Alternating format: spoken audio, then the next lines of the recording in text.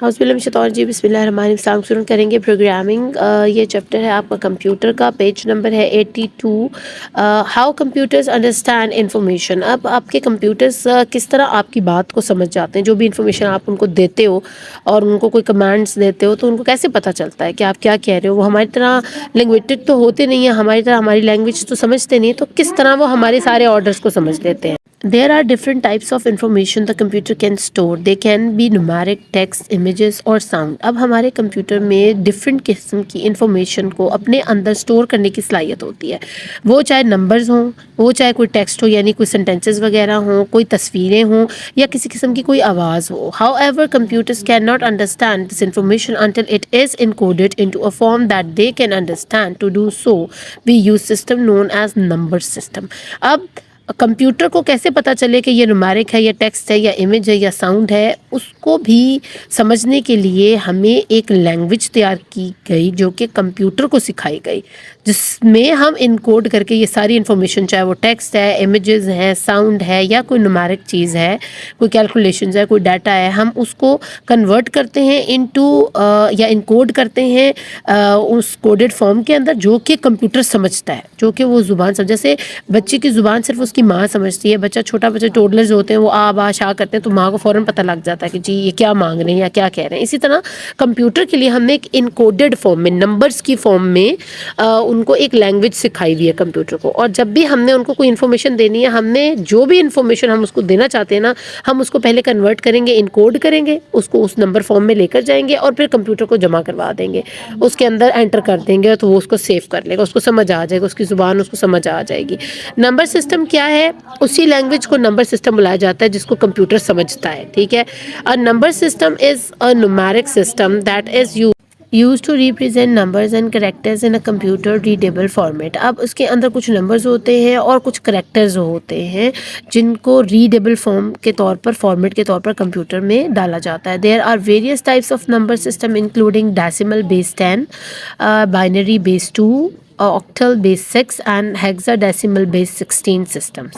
अब इस number system की आगे जो टाइप्स है ना, वो 4 किस्म की है। एक है बेस 10, एक 2, एक 6 और एक 16। जो 10 वाली है उसको हम डेसिमल के तौर पर जानते हैं, ऑक्टल वाली को हम बेस 6 के तौर पर जानते हैं, बाइनरी को हम बेस 2 के, और हेक्साडेसिमल को हम 16 के नाम से। तो ये चारों नाम आपने अच्छे से याद करने। ये टाइप्स हैं उस नंबर सिस्टम की लैंग्वेज के, जो कि कंप्यूटर सीखता है। ठीक है। सबसे पहले हम इन सारी लैंग्वेज की टाइप्स में जो पहली टाइप को डिस्कस करेंगे वो है बाइनरी, जिसकी बेस है 2। और उसकी बेस 2 क्यों है? Because it's consist of only 0 and 1। इसमें 2 ही डिजिट्स हैं, 0 और 1, यानी ऑन एंड ऑफ स्विचेस की तरह। ठीक है। ये बहुत सादा सी लैंग्वेज है, जैसे कि छोटे बच्चों को बिल्कुल छोटी छोटी बातें सिखाई जाती हैं।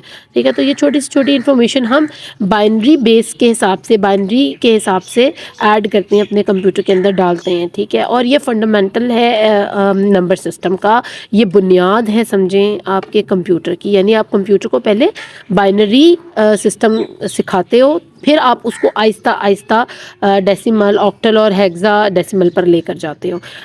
It is use to encode information into a format that a computer can understand. अब इसको इनकोड किया जाता है 0 1 के हिसाब से। बेस इसकी 2 है क्योंकि इसमें 2 ही डिजिट होते हैं, और जितने डिजिट होंगे जिस लैंग्वेज के अंदर वही उसकी बेस होगी। जैसे आप बात करो डेसिमल की, तो डेसिमल में 10 डिजिट्स होते हैं। ठीक है। 1 2 3 4 से स्टार्ट होते हैं वो, तो हम उसको क्या कहेंगे? उसकी बेस 10 है। जिसकी 6 डिजिट्स हैं जिसके अंदर, उसकी 6 की बेस कहेंगे। जिसमें 2 हैं उसको 2 की बेस कहेंगे। और जिसमें हेक्साडेसिमल है, 16 डिजिट्स हैं, तो उनको हम अल्फ़ा न्यूमेरिक बेस बुलाएंगे, क्योंकि उसमें कुछ अल्फ़ाबेट भी मौजूद हैं, यानी ABCDEF तक मौजूद है उसके अंदर, और 7 नंबर्स हैं कुछ।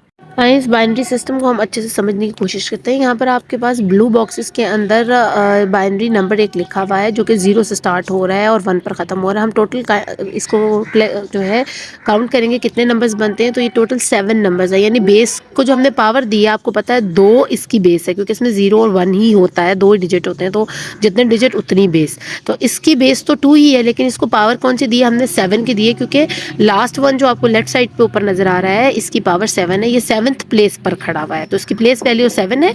तो 2 इटसेल्फ, जिस तरह हम पावर को मल्टीप्लाई करवाते हैं ना, इटसेल्फ करवाते हैं, तो 2 into two into two into two into two into two is equal to 128।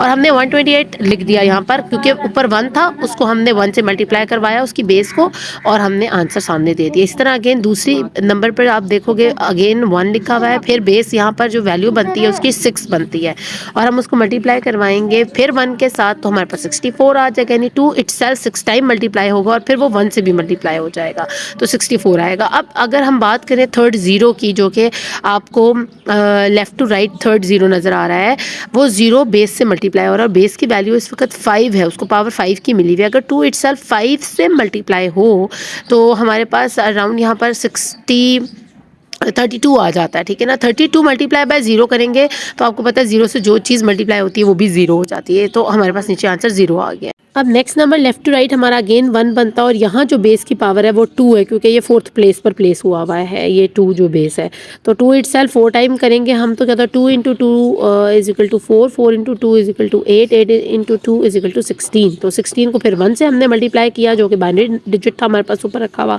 तो हमारा 16 आंसर आ गया। इस तरह 1 1 के साथ करते हुए अगेन हमारे पास 8, और फिर आगे आप देखिए 2 की बेस इटसेल्फ 2 टाइम होने के बाद 0 से मल्टीप्लाई करने के बाद 0 ही बन रही है, और फिर आगे हमारे पास गो ऑन लाइक 0 0 0 आ रहा है, क्योंकि बेस की पावर का कोई फ़ायदा नहीं जब तक उसका बाइनरी डिजिट आगे 1 नहीं आ जाता, वो आप उसको प्लेस नहीं कर सकते। तो अब जब हमने सबको प्लस किया हमारे पास 216 आंसर आ गया। इसी तरह बाकियों के साथ भी आपने सेम इसी तरह ही मल्टीप्लिकेशन या प्लस माइनस चलेगा, वो मैं साथ साथ आपको बताती जाऊँगी, लेकिन ये था बाइनरी सिस्टम, आपको समझाना ज़रूरी था कि ये किस तरह वर्कआउट करता है। नेक्स्ट टॉपिक है हमारा स्टोरिंग द बिट्स। पहले बिट्स को समझ लें कि बिट्स किसको बुलाया जाता है, जब हम बाइनरी डिजिट को शॉर्ट करके बुलाते हैं ना, जैसे आपके निक नेम्स होते हैं, इसी तरह बाइनरी डिजिट का शॉर्ट नेम बिट्स कहलाता है, ठीक है। इसमें आपको पता है ज़ीरोज़ और वंस का पैटर्न है, जिसे हम बिट्स के तौर पर बुलाते हैं। जहाँ भी आपको 0 और 1 नज़र आ रहा होगा, 0 0 1 1 0 0 1 1, तो आप कहेंगे ये बिट्स हैं, ठीक है। और you might think that these digits 0 and 1 represent numbers when they are nothing but symbols। आपको लगता होगा ये सिर्फ 0 और 1 कुछ नंबर्स ही हैं या डिजिट्स ही हैं, और या फिर ये सिंबल के तौर पर किसी करेक्टर के तौर पर इस्तेमाल हो रहे हैं। In fact even 0 and 1 numbers have their representations in the binary code, लेकिन ये रिप्रेजेंट हो रहे हैं एज अ बाइनरी कोड के भी। वो किस तरह? अ series of these digits can represent characters in an alphabets और पंक्चुएशन मार्क्स। ये ना सिर्फ अल्फ़ाबेट की शक्ल इख्तियार करते हैं बल्कि पंक्चुएशन मार्क्स की जगह पर भी इस्तेमाल किए जाते हैं, और उनको भी इनकोड कर सकते हैं। They can also represent images, numeric values और साउंड्स। इसके अलावा पिक्चर्स को शो कराने में और न्यूमेरिक वैल्यूज़ हो जो भी आपकी कैलकुलेशंस में मैथमेटिशियंस जो यूज़ करते हैं, और साउंड्स आपकी आवाज़ें, ये सब कुछ बाइनरी या बिट्स अपने अंदर सेव कर सकता है, स्टोर कर सकता है, उसको इनकोड कर सकता है। जैसे कि आपको ये पिक्चर में नज़र आ रहा है कि ये बाइनरी कोड 0101, जिसमें 0 का मतलब है वाइट और 1 का मतलब है ब्लैक। तो जहाँ जहाँ ब्लैक करना चाहते हैं वहाँ वहाँ आप 1 को यूज़ करेंगे, और जहाँ जहाँ वाइट करना चाहते हैं, एक पिक्चर का इमेज आपने दिखाना है ना किसी को। अब आपको यहाँ पर क्या इमोजी एक नज़र आ रहा है, ठीक है ना, स्माइलिंग फेस है, तो ये आपने शो खुद से करवाना है कि कहाँ आपको 1 डालना है, कहाँ 0 डालना है, और उसका क्या पैटर्न रखना है कि आपकी एक पिक्चर नज़र आना शुरू हो जाए, एक टेक्स्ट नज़र आना शुरू हो जाए।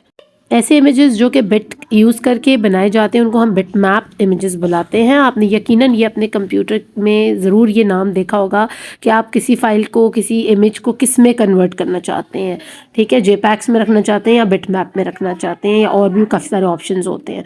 तो ये क्योंकि बिट मैप में, और इसका फाइल साइज़ है 10 बाइट्स, और जो हमारी 1 बाइट होती है ना इज इक्वल टू 8 बिट्स के बराबर होती है। और अगर आप इस वर्टिकल जो कॉलम है इसको काउंट करोगे, इसमें कितने आ रहे हैं बॉक्सेस जो आपके बिट्स के हैं, वो तकरीबन 10 है, तो इसका फाइल साइज़ भी 10 बाइट्स है, ठीक है। Binary and decimal number system, इसमें हम क्या सीखेंगे, बाइनरी नंबर सिस्टम को कन्वर्ट करेंगे इनटू डेसिमल नंबर सिस्टम। जैसे कि आपको पहले पता है कि हमारी 4 लैंग्वेजेस हमारे पास हैं, जिनमें बाइनरी, डेसिमल, ऑक्टा और हेक्साडेसिमल। तो अभी चलते हैं इसकी रीडिंग की तरफ। Information can be represented in a series of bits using one of the number system to make it understandable to computers. Different computers के लिए हम डिफरेंट लैंग्वेजेस का इस्तेमाल कर सकते हैं। एक कंप्यूटर में भी डिफरेंट लैंग्वेजेस का इस्तेमाल हो सकता है, और वो सीरीज़ होती हैं बाकायदा बिट्स की, काफ़ी लंबी जो है ना इनकोडेड किया होता है इन्फॉर्मेशन को हमने। तो उसके लिए ज़रूरी है कि हमारे कंप्यूटर के लिए वो अंडरस्टैंडेबल हो। अगर कहीं बाइनरी नहीं चल रहा तो आप डेसिमल में कर लो, डेसिमल नहीं चल रहा तो आप ऑक्टल या हेक्साडेसिमल को यूज़ कर सकते हो। तो आपको 4 लैंग्वेजेस हैं, अकॉर्डिंग टू द फॉर्मेट आप किसी भी लैंग्वेज को इस्तेमाल करें। रिप्रेजेंटिंग न्यूमेरिक वैल्यूज़, अब न्यूमेरिक वैल्यूज़ को जो 1 2 3 4 5 काउंटिंग जो होती है उसको हम न्यूमेरिक वैल्यू बुलाते हैं, ठीक है ना। उसको कैसे रिप्रेजेंट किया जाए, बाइनरी नोटेशन को यूज़ करते हुए।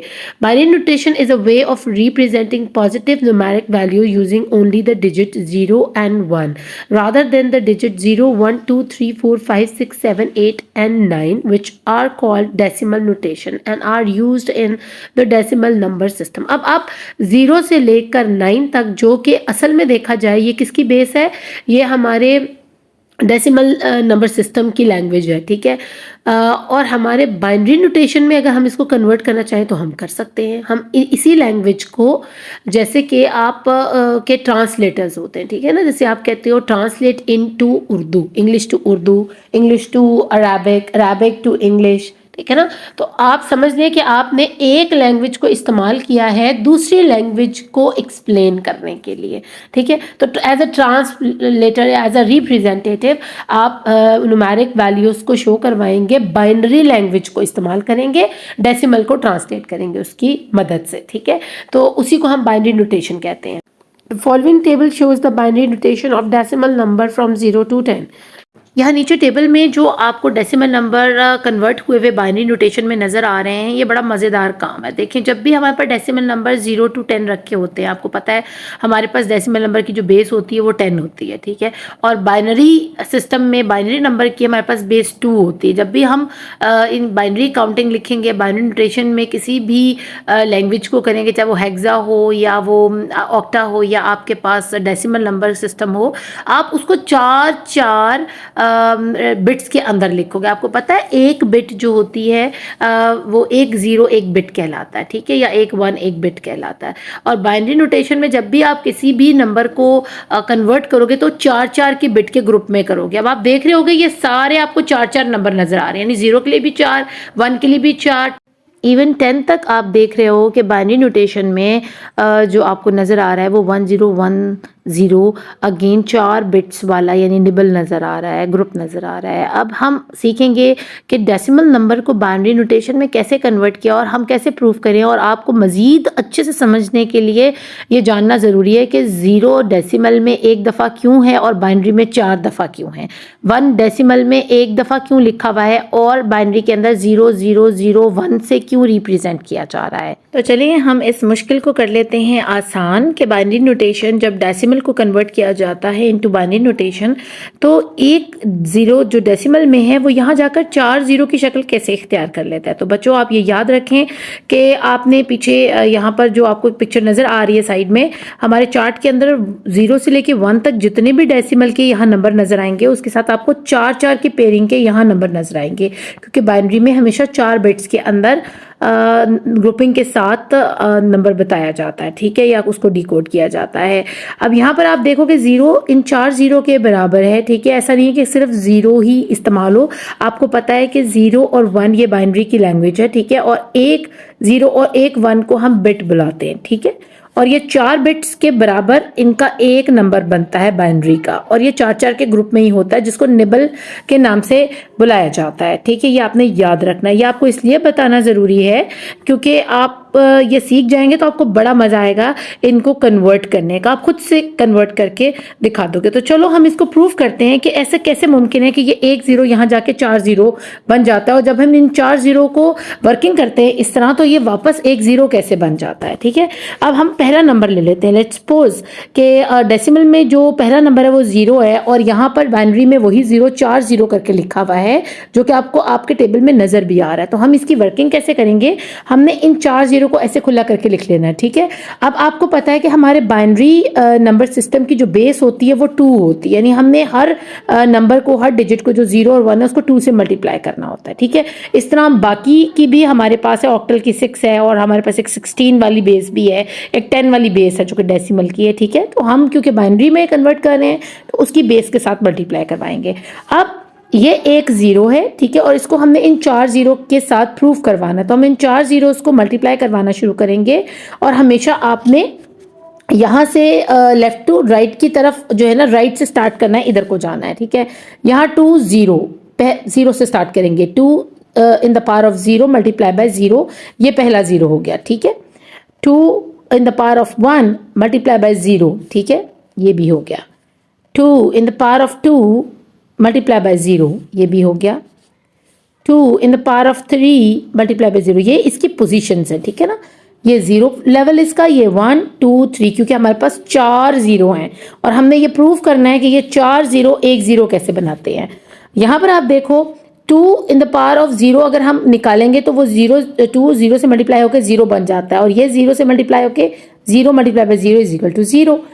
अगेन 2 1 2, और 0 से मल्टीप्लाई होने के बाद आपको पता है वो 0 में पावर होती है और वो हर नंबर को अपने साथ मल्टीप्लाई करवाने को भी 0 बना देता है, यहाँ भी 0।